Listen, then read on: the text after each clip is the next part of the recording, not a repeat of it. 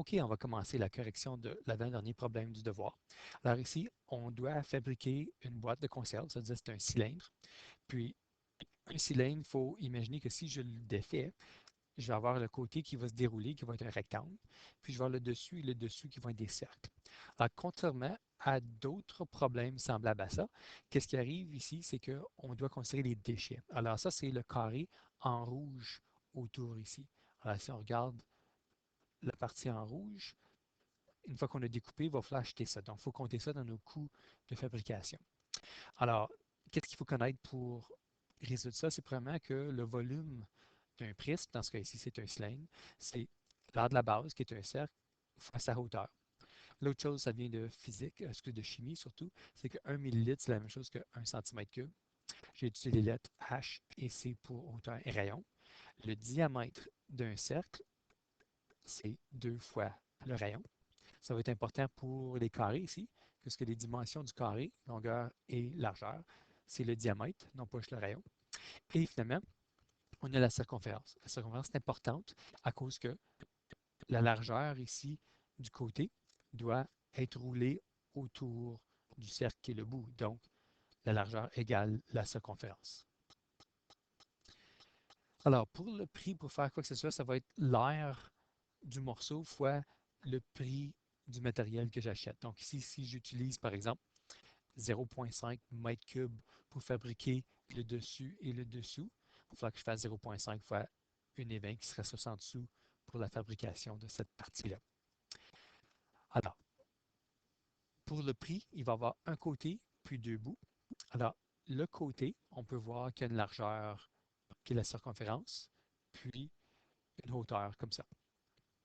Ensuite, pour les cercles, eux autres, ils ont une largeur de 2R puis une hauteur de 2R aussi.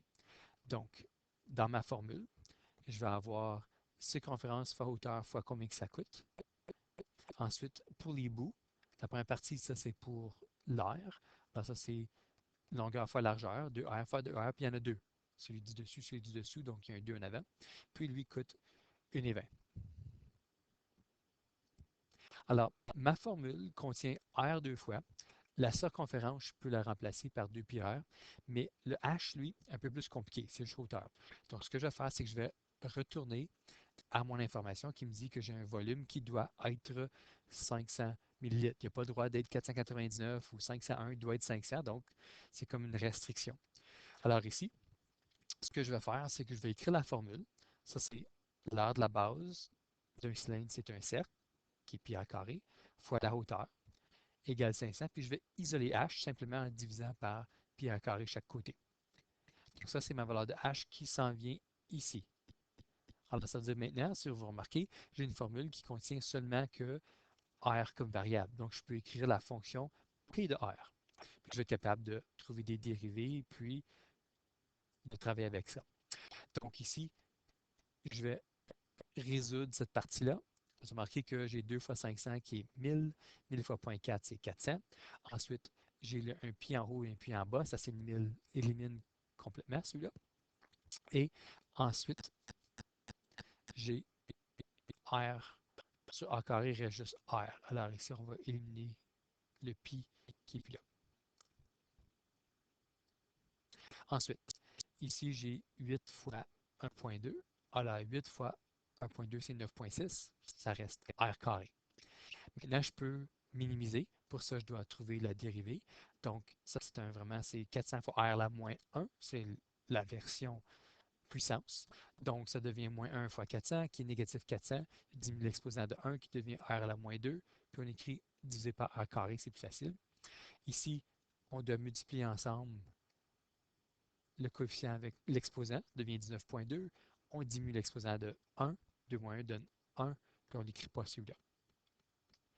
Puis, on ajoute égal 0 si on est en train de minimiser, comme tu as raison. Ça fait tous les problèmes qu'on a fait dans cette section-ci, il fallait toujours faire ça. Maintenant, je vais isoler R. Première chose que je fais, c'est que je fais plus 400 sur R carré chaque côté pour qu'il devienne positif. Je multiplie par R carré chaque côté. À droite, il est éliminé, à gauche, il reste R cube. Ensuite, je trouve la troisième racine de chaque côté. Puis, Ça me donne une valeur de rayon qui est 2,75 cm. Maintenant, je vais trouver la hauteur aussi. Je vais prendre cette valeur de R-là, puis je vais la substituer dans mon équation qui me permet de trouver H avec R. Puis ça va me donner 21 cm. Alors, ça fait une conserve un peu étrange, seulement même pas 3 cm de large et 21 cm de haut, mais c'est à cause des coûts de fabrication.